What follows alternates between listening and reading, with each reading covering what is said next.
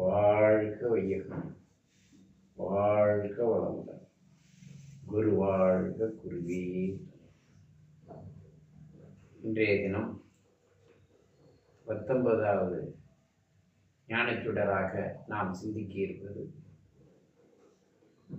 மனிதனுடைய வாழ்க்கைக்கு தேவையானதில் உணவு முக்கிய பங்காக வகிக்கிறது. இப்போ உணவை பற்றி நாம் சிந்திக்க இருக்கின்றோம். ஒரு மனிதருக்கு உணவு மிக மிக அவசியமானது. அந்த உணவை நாம் எப்படி சாப்பிடுவது, எந்த உணவை சாப்பிடுவது, அதனுடைய பயன்கள் என்ன என்பதை தெரிந்து சாப்பிட வேண்டும். கண்ட உணவையும் நாம் சாப்பிட்டு உடலை கெடுத்துக் கொள்ளக்கூடாது. அதே நேரத்தில் கண்ட விரதங்களையும் இருந்து கொண்டு உடலை கெடுத்துக் கொள்ளக்கூடாது.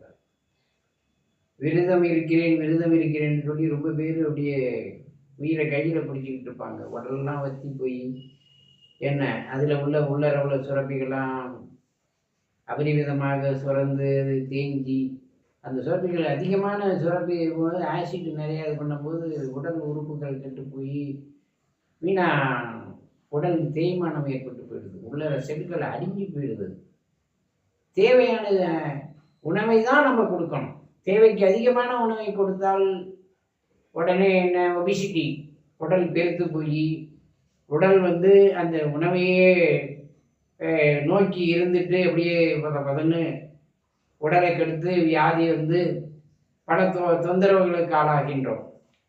அதே நேரத்தில் உணவை நாம் ஒதுக்கி விரதம் இருக்கிறேன் என்று சொல்லி அதுவும் உடம்பெல்லாம் தேங்கி போய் உடலுடைய இதெல்லாம் கெட்டு போய் அதனாலேயும் உடம்பு அழிந்து போய்கிறது.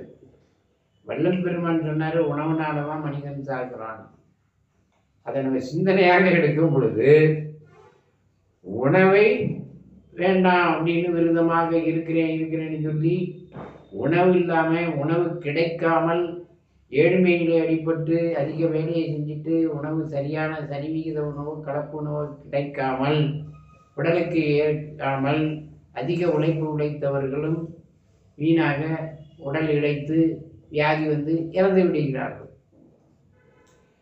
உணவு இருக்கு அப்படிங்கிறதுனால கண்ட நேரத்திலையும் கண்ட பொருள்களையும் சாப்பிட்டு நாக்கு ருசிக்காக உடலில் தேவைக்கு அதிகமான கொழுப்புகளையும் உப்புகளையும் சேர்த்து உடலில் ஏற்படக்கூடிய அதிக அபரிமிதமான தேக்கங்களினால் கழிவுகள் உள்ளரே தங்கி சரியான முறையிலே அது செயல்படாமல் உறுப்புகள் கெட்டு வியாதிகள், கொலஸ்ட்ரால், சுகரு, இப்படி பல வியாதிகளுக்கு ஆளாகின்றோம்.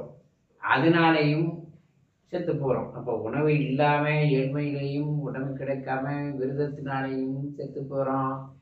அதிகமாக இருக்குங்கிறதுனால தின்னு விட்டு வீணா உடம்புக்கு எடுத்து செத்து போகிறோம். அதான் அவர் சொன்னதில் 2 அர்த்தங்களை நாம் உணவினால் தான் மனிதன் செத்து போகிறான் அப்படிங்கும்போது எப்போ உணவே எல்லாருமே சாப்பிடாமையா வாழ முடியும்? அதை இந்த கருத்தில் உடனே எல்லாருமே வள்ளலார் சொல்லியிருக்காரு, உணவுனால மனிதன் செத்து போகிறான் அப்படின்னு சொல்லியிருக்காருங்கிறது அதை உள்முகமாக சிந்திக்கும் பொழுது, அறிவுபூர்வமாக சிந்திக்கும் போது உணவை தேவைக்கு அதிகமாக சாப்பிட்டாலும் செத்து போகணும். தேவைக்கு கிடைக்காம உடல் உறுப்புகளுக்கு சரியான பலம் இழந்து போய் அதனாலையும் செத்து போகிறோம். அப்படிங்கும்போது அப்போ மீடியேட்டாக நம்மளுடைய உணவு நம்ம உடம்புக்கு எவ்வளவு, நம்மளுடைய உடம்புக்கு நான் 4 இட்லி திங்கிறேன் அப்படின்னா அடுத்த 3 மணி நேரத்தில் செரிக்கணும். அதுதான் அளவு.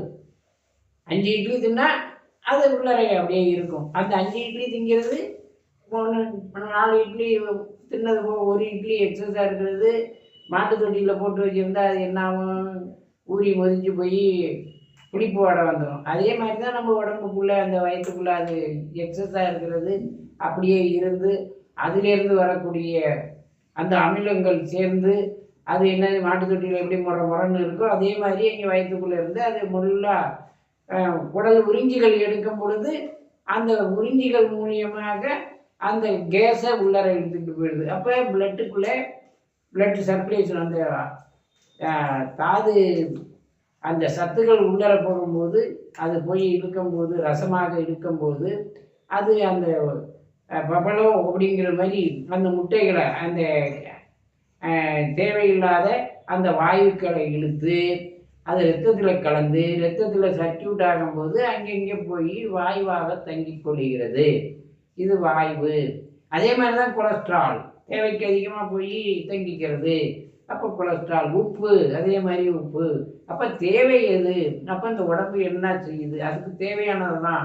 4 இட்லின்னா 4 இட்லி, அதுக்கு மேலே 6 இட்லி தின்னா தேவைக்கு அதிகமாக உள்ளது உடம்புல போய் கழிவுகளை ஏற்படுத்தி கழிவு சரியாக வெளியாகாமல் அது உடலுக்குள் போய் பல வியாதிகளை உற்பத்தி செய்கிறது. அப்போ அந்த 3 மணி நேரத்தில் செரிச்சு அடுத்த நேரத்தில் அது பசி கொடுக்கணும். அதுதான் அளவு ஒரு சாப்பாடு. ஒரு மனிதனுக்கு அவங்க யாராக இருந்தாலும் உழைக்கிற ஆளாக இருந்தாலும் அவன் 10 இட்லி தின்னாலும் அந்தந்த 3 மணி நேரத்தில் அவனுக்கு செரிக்கணும். உழைக்கிறவனுக்கு. உழைக்காதவங்க 2 இட்லி தின்னாலும் அவங்களுக்கு 3 மணி நேரத்தில் செரித்து அவங்களுக்கு பசி வரணும். அது மாதிரி இருந்தால் தான் அது அளவு. அதே மாதிரி நம்ம அந்த உணவை பக்குவப்படுத்தி உண்ணக்கூடியதில் பல விதங்கள் இருக்கின்றது. இப்போ அதில் ஒவ்வொரு உணவுகள்லையும் அதில் ஒரு நச்சுப் பொருள்கள் உண்டு. அந்த நச்சுப் பொருள்களில் எடுக்கக்கூடிய ஒரு கலையாக தான் அதை மறைபொருளாக சொல்லியிருக்கின்றார்கள்.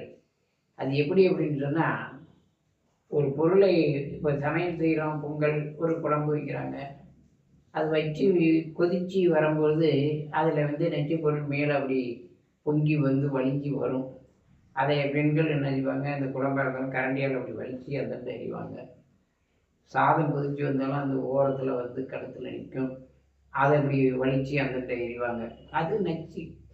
இதெல்லாம் டாக்டிக்ஸாக தெரிந்து கொள்ள வேண்டும். அப்படியே போட்டு அப்படியே வச்சு கவுத்து அப்படியே எடுத்து சாப்பிட்றதுன்னா அது நஞ்சும் சேர்ந்து வருது.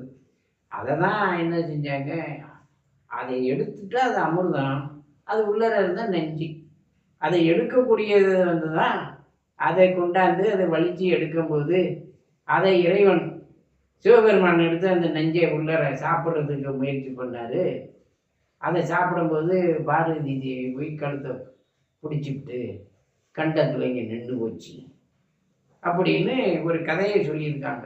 அதை சிந்தனையாக எடுக்கும்பொழுது அந்த கண்டங்கிறது அந்த சட்டியிலே பானையிலே உள்ள கழுத்தில் உள்ளது, அதை தான் கண்டம். அந்த கழுத்தில் இருக்கக்கூடிய நஞ்சு அதை அப்படியே பிடிச்சிட்டாங்க. அந்த அம்மா தான் வலிச்சு எரியுது, கரண்டியால் எரியுது, கையில் வலிச்சு அந்தண்ட எரியுது, அந்த நுரையாக உள்ளது, அந்த கழிவுகளை எடுத்து எரியுது.